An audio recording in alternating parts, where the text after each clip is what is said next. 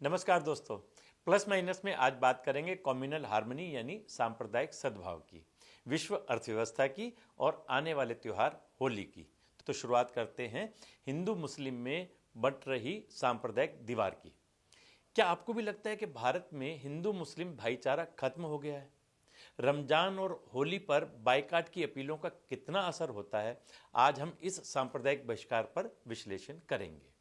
आप सभी ने सुना होगा, दिवाली में अली बसे हैं और रमजान में राम, ऐसे बना मेरा भारत महान। लेकिन आजकल के माहौल को देखकर ऐसा लगता है कि देश के सभी त्योहारों को सांप्रदायिकता की बुरी नजर लग गई है। आज ना हिंदू होली दिवाली में अली को देखना चाहता है और ना ही मुसलमान रमजान में राम को। इसका जीता जागता सबूत मध्य प्रदेश में देखने को मिला, जहां रमजान का महीना शुरू होते ही मुसलमानों ने हिंदुओं के खिलाफ नफरत भरे कई मैसेज सोशल मीडिया पर वायरल करने शुरू कर दिए। इन मैसेजेस में अपील की गई है कि कोई भी मुसलमान हिंदुओं की दुकानों से कोई सामान ना खरीदे। मध्य प्रदेश में मुसलमानों ने हिंदुओं का बाइकाट शुरू किया तो यूपी में मथुरा में हिंदू संगठनों ने होली में मुसलमानों के शामिल होने पर बैन लगाने की मांग कर डाली। अब सबसे बड़ा सवाल यही है कि आखिर ऐसे बेतुकी अपीलों का लोगों पर कितना असर पड़ता है। आइए आपको सबसे पहले कुछ मैसेज दिखाते हैं जो इस वक्त सोशल मीडिया पर वायरल हो रहे हैं। इन मैसेजेस में हिंदुओं को काफिर तक कहा गया है। इनमें लिखा है, किसी भी हाल में काफिरों से कोई लेन देन ना करें, फिर चाहे वो आपका पड़ोसी हो, दोस्त हो या कोई जानने वाला हो। केवल मुस्लिम भाईचारे को ही बढ़ावा दें। एक दूसरे मैसेज में यहां तक लिखा गया कि हिंदू दुकानदार खाने पीने की चीजों में कुछ भी मिला सकते हैं, यहां तक कि वो अपना यूरिन तक भी मिला सकते हैं, इसलिए रमजान की खरीदारी हिंदुओं की दुकानों से ना करें। इसमें कॉन्ट्राडिक्शन है दोस्तों। जब कोई हिंदू खाने में थूक या जूस में यूरिन मिलाने का आरोप लगता था तो हिंदुओं की कड़ी आलोचना होती थी, क्योंकि ये मुसलमान करते थे। लोग कहते हैं कि कुछ हिंदू मुस्लिम समुदाय के खिलाफ साजिश रच रहे हैं। लेकिन आज जब वही आरोप, ऐसी ही बातें मुस्लिम समाज हिंदुओं पर लगा रहा है तो बिल्कुल सन्नाटा सा पसरा है। कोई भी पॉलिटिकल पार्टी या संगठन इस पर कुछ भी बोलने से कतरा रहा है। भारत के हिंदू कितने सहनशील हैं ये पूरी दुनिया जानती है। महाकुंभ में करोड़ों हिंदुस्तानियों ने विश्व के सामने भारतीय सभ्यता और सहनशीलता की मिसाल कायम की है। महाकुंभ में 66 करोड़ से ज़्यादा लोगों ने आस्था की डुबकी लगाई, लेकिन इस दौरान किसी भी हिंदू ने ना तो किसी धर्म का विरोध किया और ना ही कोई प्रदर्शन किया। ऐसे में सवाल उठता है कि क्या देश में अनेकता में एकता का भाव खत्म हो जा रहा है? असल में सच्चाई क्या है? क्या वाकई में जब हिंदू मुसलमान समुदाय अपने अपने समाज से ऐसी अपील करता है तो इनका असर होता है? असल में सच्चाई ये है कि कुछ हिंदू संगठन जब ऐसी बहिष्कार की अपील करते हैं तो सिर्फ चुनिंदा लोग ही इसका समर्थन करते हैं, जबकि पूरा हिंदू समाज इसका पक्षधर नहीं होता। इसी तरह जब कुछ कट्टरपंथी मौलवी इस तरह की अपील करते हैं तो पूरा मुस्लिम वर्ग इसका समर्थन नहीं करता, बल्कि कुछ गिने चुने लोग ही करते हैं। एक रिसर्च के मुताबिक आंकड़े बताते हैं कि 40% मुसलमान त्योहारों में हिंदुओं की दुकानदारों से खरीदारी करते हैं, जबकि 30% हिंदू मुस्लिम दुकानदारों से सामान लेते हैं। साल 2023 में ईद के मौके पर 30 लाख दुकानों से 50,000 करोड़ का बिजनेस हुआ था, जिनमें से 18 लाख दुकानें हिंदुओं की थी। इन आंकड़ों से ये पता चलता है कि हमारे देश में हिंदू मुस्लिम का भाईचारा अब भी खत्म नहीं हुआ है। दोनों धर्मों की तरफ से बहिष्कार करने का सियासी खेल खेलने वाले लोगों की संख्या बहुत कम है, ये महज मुट्ठी भर लोग हैं। लेकिन जब से सोशल मीडिया का बोलबाला हुआ है तब से लोगों को यही लगता है कि देश में धार्मिक सौहार्द बिगड़ रहा है, जबकि ऐसा बिल्कुल नहीं है। ये बात अमेरिका की famous think tank PEW search की रिपोर्ट में भी पता चलती है कि दोनों समुदायों में धार्मिक विविधता को लेकर सकारात्मक रुख है। हालांकि कुछ मुद्दों पर मतभेद भी हो सकता है। 52% हिंदू देश में धार्मिक विविधताओं को देश के लिए अच्छा मानते हैं, जबकि 24% हिंदू इसका विरोध करते हैं। दूसरी तरफ 56% मुसलमान देश में अलग अलग धर्मों के होने को बेहतर मानते हैं, जबकि 24% मुसलमान भी इसे गलत ही मानते हैं।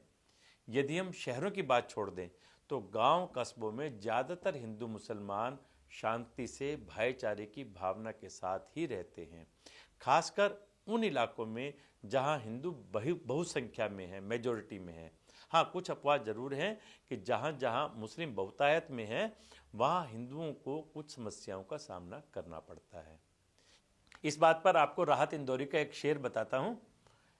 ये मुनाफे की तिजारत है, ये मुनाफे की तिजारत है, चलो इश्क करें। आप हिंदू, मैं मुसलमान, ये ईसाई, ये सिख, छोड़ो यार ये सियासत है, चलो इश्क करें। हिंदू मुस्लिम विवाद के बाद आइए बात करते हैं अर्थव्यवस्था की, जो अमेरिका के राष्ट्रपति डोनाल्ड ट्रंप के एक फैसले के साथ जुड़ी हुई है, जिसके बाद ये सवाल उठने लगा है कि क्या दुनिया में अब ट्रेड वार शुरू होने वाली है। ट्रेड वार शब्द सुनकर आपके जहन में काफ़ी सवाल उठने लगे होंगे, जैसे कि ये ट्रेड वार क्या होती है, इसका दुनिया पर क्या असर पड़ेगा और ख़ासकर इसका भारत पर क्या असर देखने को मिलेगा। जब कोई एक देश इंपोर्ट और एक्सपोर्ट टैक्स पर ऐसा फैसला लेता है जो उसके अपने तो हित में होता है, लेकिन दूसरे देश की अर्थव्यवस्था पर नेगेटिव असर डाले और दूसरा देश भी उसका जवाब टैक्स लगाकर या बढ़ाकर देता है, तो एक प्रकार का ट्रेड वार शुरू हो जाता है और इसका असर इन दोनों देशों के साथ साथ दूसरे देशों पर भी पड़ता है। अब आते हैं ट्रंप के फैसले पर, जिसने दुनिया में खलबली मचा दी है। दुनिया में सभी देश एक दूसरे के साथ व्यापार करते हैं। इसी तरह अमेरिका के साथ मैक्सिको, कनाडा और चाइना भी व्यापार करते हैं। इतना ही नहीं, इन तीनों देशों को अमेरिका का सबसे बड़ा व्यापारिक साझेदार भी कहा जाता है। लेकिन ट्रंप ने मैक्सिको और कनाडा से आने वाले इंपोर्ट पर 25% टैरिफ लागू कर दिया। इसके अलावा चाइना से आने वाली चीज़ों पर भी पहले से लागू 10% टैरिफ को बढ़ाकर 20% कर दिया। इनके लागू होते ही कनाडा और चाइना ने भी जवाबी टैरिफ लगाना शुरू कर दिया। चाइना ने साफ कह दिया है कि हम इस ट्रेड वार के खिलाफ आखिरी दम तक लड़ेंगे। ट्रंप ने अमेरिका में आने वाले स्टील और एल्यूमिनियम पर 25% आयात शुल्क लगाने का आदेश दिया है। इसका सबसे ज़्यादा असर कनाडा और मैक्सिको पर पड़ेगा।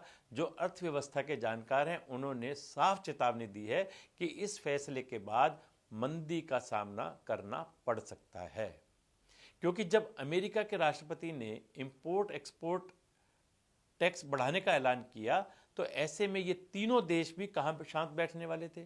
चाइना ने अमेरिका से आने वाले कुछ खास सामानों पर 10 से 15% का टैक्स लगा दिया।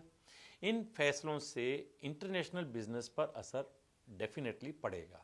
जानकारों का मानना है इस टैरिफ वार से दुनिया में सप्लाई चेन रुक सकती है, जिससे प्रोडक्शन कॉस्ट बढ़ेगी और महंगाई अपने चरम पर पहुंच जाएगी।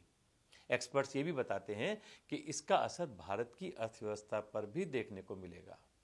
भारत की स्टील और एल्यूमिनियम इंडस्ट्री भी इससे अछूती नहीं रहेगी, क्योंकि अमेरिका भारत से भी बड़े स्तर पर स्टील और एल्यूमिनियम लेता है। टैरिफ वार शुरू होते ही अमेरिका, यूरोप और एशिया के शेयर बाजार में भी गिरावट देखी गई। भारतीय बाजार भी इससे अछूते नहीं रहे। दुनिया के सबसे अमीरों की लिस्ट में शुमार वारेन बफे ने भी ट्रंप के इस फैसले पर कड़ा एतराज जताया है। उन्होंने इसे एक्ट ऑफ वार बताया। बफे ने साफ कहा है कि टैरिफ चीज़ों पर टैक्स के रूप में जो काम करते हैं, जो उपभोक्ताओं के लिए कीमतें बढ़ा सकते हैं, यानी दुनिया में मंदी और महंगाई की मार एक साथ आने वाली है।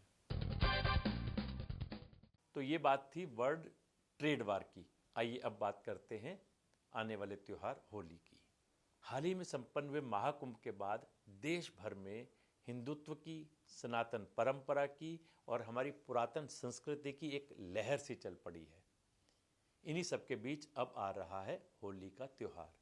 हर कोई होली को लेकर बहुत खुश है कि इस बार होली पर क्या करना है, कैसे रंग लगाना है या फिर कैसे होली के दिन को और खूबसूरत बनाना है। लेकिन क्या आप जानते हैं, होली का दहन से 8 दिन पहले होलाष्टक शुरू हो जाता है। शास्त्रों में फाल्गुन शुक्ल अष्टमी से लेकर होलिका दहन तक इस अवधि को होलाष्टक कहा गया है। कुछ लोग आज के हाईटेक ज़माने में बहुत मॉडर्न हो गए हैं और होलाष्टक पर विश्वास नहीं करते, लेकिन यकीन मानिएगा होलाष्टक का आपके जीवन पर प्रभाव बहुत ज़्यादा पड़ता है। इस साल होली 14 मार्च की है और इससे पहले होलाष्टक 7 मार्च से शुरू हो चुका है। आइए जानते हैं कि आखिर होलाष्टक का महत्व क्या है और इसमें शुभ कार्य क्यों वर्जित होते हैं, क्यों इसे अशुभ माना जाता है। ये समय विशेष रूप से पूजा, विवाह, नए घर में प्रवेश या अन्य सकारात्मक कार्यों के लिए उपयुक्त नहीं माना जाता। इसलिए लोग इसे एक डर के रूप में महसूस करते हैं, क्योंकि उन्हें लगता है कि इस समय किए गए कार्यों का अच्छा परिणाम नहीं निकलेगा।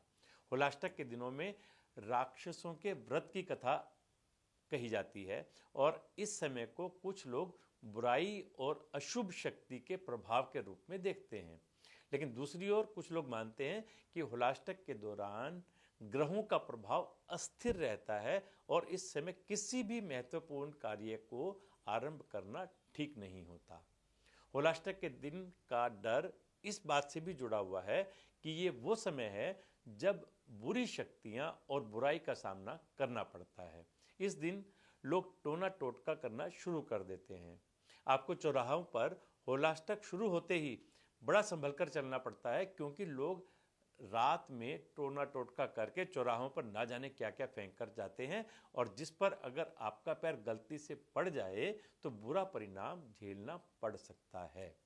7 मार्च से लेकर 13 मार्च तक का ये समय संभल कर और बड़े ध्यान से धैर्य के साथ चलने का है। इसलिए कोशिश करें इस दौरान कोई शुभ काम बिल्कुल ना करें। ये 8 दिनों का गृह प्रवेश, विवाह, 16 संस्कार, ये सब जो वर्जित हैं उन्हें अवॉइड करना चाहिए। इस दिन को लेकर कई लोग मानते हैं कि अगर कोई गलत काम या बुरी सोच रखता है तो ये दिन उनके लिए भी शापित हो सकता है। लोग अपनी नकारात्मकता, डर, गलतियों को भी इस दिन जलाकर नष्ट करने में विश्वास रखते हैं। आध्यात्मिक रूप से भी इसी तरह इसे देखा जाता है कि इस दिन अगर कोई अपनी बुराई को नहीं छोड़ता तो उसके लिए ये दिन दुर्भाग्य का कारण बन सकता है। अब आपके लिए ये सोचने समझने की ज़रूरत है कि अपने इन शुभ कार्यों को 7-8 दिन के लिए टाल दें या फिर रिस्क लेकर कर ही डालें। निर्णय आपका। नमस्कार।